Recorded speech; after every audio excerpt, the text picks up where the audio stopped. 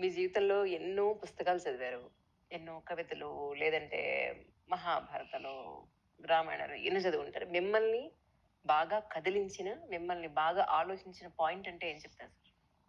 10th class వరకు నేను రోజు అంటే పెద్ద గొప్ప స్టూడెంట్ చెప్పే కదా! పెద్ద అవును. చదువు అవును. మీద పెద్ద ఇంట్రెస్ట్ ఉండేది కాదు. పైన రేడియో ఇక్కడ ఉండేది. ఆ కిందే బొంతేసుకొని దాన్ని ఓ బొంత కప్పుకొని పడుకునేవాడిని. హ్మ్. పొద్దున్న ఆకాశవాణి రేడియో ట్యూన్ అక్కడి నుంచి ఆ భక్తిరంజని మొత్తం ఆ బొంతలోంచే హ్మ్. వింటూ ఉండేవాడు. మధ్యలో బొక్క బీసేవాడిని. అంటే అబ్జర్వేషన్ కోసం మా నాన్న ఏమంటున్నాడు, వీడేమంటున్నాడు ఒక కంట్లో ఇలా చూస్తుండేవాడు. ఈ ఎదవ ఇంకా లేవడు కదా, అంతేలే ఎదవ. చంటి, ఒరేయ్ చంటి చచ్చి చట్టినాడు. ఎప్పుడో మెల్లిగా లేచేవాడు. ఇట్లా బద్ధకంగా. నా మీద నుంచి తొక్కుకుంటూ కూడా వెళ్ళిపోయారు. అందరూ బిజీ అయిపోయి అంతా కాడినప్పుడు మెల్లిగా లేచి పప్పు గొప్పలు ఇట్లా ఉండేది మన వ్యవహారం. ఇప్పుడు 10th క్లాస్లో ఒకసారి ఏదో చదువుతున్నప్పుడు ఒక కొటేషన్ అదేమిటంటే, నువ్వు గొప్పవాడు అవ్వదలుచుకుంటే సూర్యుడి కన్నా ముందులే. హ్మ్. అది ఇంగ్లీష్లో ఉంది. అంటే పొద్దున్నే లేవని వాడు గొప్పవాడు అవడం నేను ఎక్కడా చూడలేదు. అది కంటెంట్ ఏంటంటే పొద్దున్న లేకపోతే నాశనం అయిపోతారు కదా, బాగా వదలుచుకుంటే పొద్దున్నే లేని. అప్పుడు ఆలోచించాను, ఇదేంట్రా ఇది మనం ఎప్పుడు 8:30, 9 లాస్ట్ మూమెంట్ అంతా గబగబా ఇప్పుడు అలా కరెక్ట్ కాదు ఇది. అప్పటి నుంచి మా నాన్న 4:30కి ఇచ్చి మొదలు 5ంటికి లేచేవాడు. బ్రహ్మముహూర్తం లేచేవాడు మా నాన్న. ఓకే. లేచి సంస్కృత శ్లోకాలు అవి పద్యాలు ఏవో పాడుతుండేవాడు. ఫస్ట్ ఇబ్బంది అనిపించింది. అయినా ట్రై చేద్దాం ఒక్కనాళ్ళు లేచా. బోల్డంత టైం మిగిలిపోతాను. ఆ! నేను 5:30, 6 గంటలు లేస్తే మొహం కడుక్కుని కుర్చాలు తెచ్చుకొని వచ్చి ఏదో కాఫీ తాగుతుంది. టైం ఏముంది, పుస్తకం చదువుకో, ఏం చేయాలో తెలిసేది కాదు. 9ంటికి స్కూలు. అవును. మెల్లిగా 6 గంటల నుంచి 9 అంటే 3 గంటలు హ్మ్. మనకి మిగిలిపోయింది.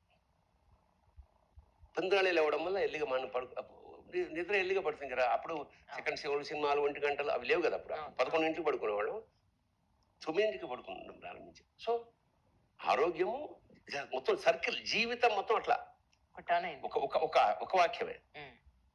అది నేను ఇప్పటికీ అది పాటిస్తాను. నేను 5 గంటల తర్వాత ముందే సూర్యుడికి ముందే లేస్తాను. ఒకవేళ షూటింగ్ 4ంటికి వచ్చానుకో, మొహం కడుక్కుని లేచి కాఫీ తాగి సూర్యుడు వచ్చిన తర్వాత మళ్ళీ పడుకుంటాను తప్ప, హ్మ్. సూర్యుడి కన్నా ఎర్లీ మార్నింగ్ లేవడం అనేది ఒక వ్యసనం చేసుకో.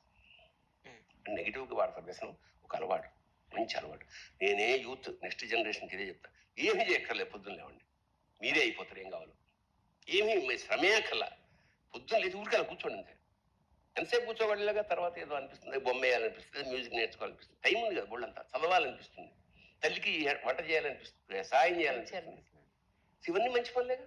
అవును. ఇప్పుడు ప్రపంచాన్ని నేను ఎప్పుడు స్టూడెంట్స్కి ఒకటే చెప్తాను, మీరు మదర్ తెరసాల అవ్వక్కర్లా. పొద్దున్న స్కూల్ టైంకి ఏంటంటే మమ్మీ కాఫీ కాకుండా అక్కడ కూతలు వస్తుంటాయి కదా, 4వ కూత రాకుండా నువ్వు వెళ్ళి దాన్ని మొత్తది. హ్మ్. మీ అమ్మకి మహోపకారం చేసిన దాన్ని అవుతావు. అవును. అలాగే అబ్బాయి అబ్బాయి ఎప్పుడైనా మీ నాన్న ఆఫీస్కి వెళ్ళిపోతుంటే ఆ షూ. షూ కొంచెం పాలిష్ చేసి అలా పెట్టు. మీ నాన్న స్టన్ అయిపోయారు. సాయంత్రం వచ్చేటప్పటికి నీకు రాకపోయినా, ముఖ్యంగా ఆడపిల్లలకి ఉప్మా అనే ఏదో తగలేసి ఆయన పెట్టి నేను చేశానని చెప్పు. అది ఎంత దరిద్రంగా ఉన్నా మీ నాన్న, మా అమ్మాయి ఉప్మా చేసిందండి, అయ్యి బాబు ఇది ఎన్నిసార్లు చేసినా, మా ఆవిడ ఎప్పుడు చేసినా ఇంత బాగా అంటుంది. అవును.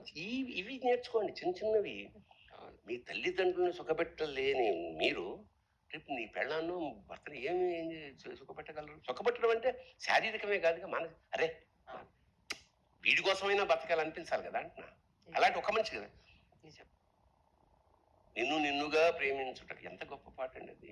అవును. నీకోసమే కన్నీరు. ఇది అండర్లైన్ గోల్డెన్ వర్డ్స్, శ్రీశ్రీ గారు రాసేది. చాలా మంది విప్లవ